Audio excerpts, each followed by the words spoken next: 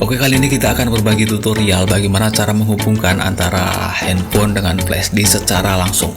Yang kita maksud di sini yaitu tidak menggunakan komputer ya. Kelebihannya adalah pas kita sedang di luar, kita tidak membawa laptop, kita tetap bisa transfer file dari flash disk ke handphone ataupun dari memori eksternal ke handphone.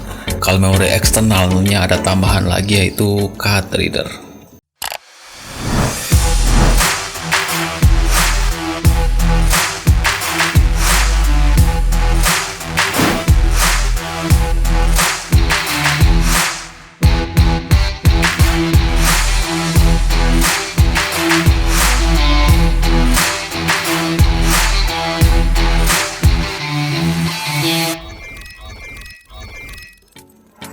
Di sini kita membutuhkan barang tambahan yaitu OTG atau orang menyebutnya yaitu kabel OTG.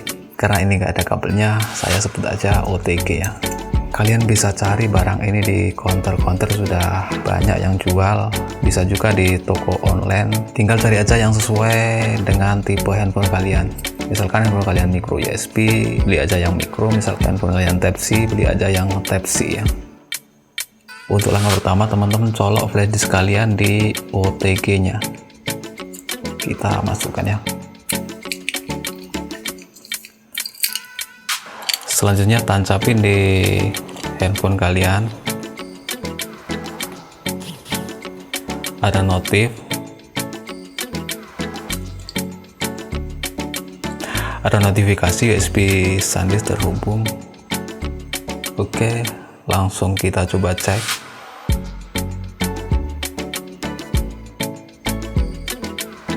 Di sini masih kosong ya, ini isinya sistem semua.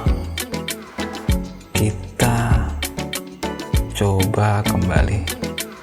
Oke, kita coba untuk transfer file ya dari handphone ke OTG. Ini ada thumbnail ya, thumbnail video yang kemarin. Kita coba copy ke OTG. Kita tahan filenya. Di sini klik titik 3 ini. Terus kita salin ya. Langsung kita masuk ke penyimpanan USB. Kita tempelkan di sini aja lah ya. Cuman sebagai contoh aja kan.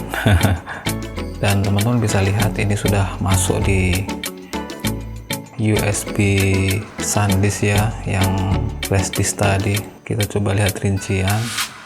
Sudah masuk di penyimpanan USB, namanya thumbnail 3D yang tadi ya, video 3D tadi.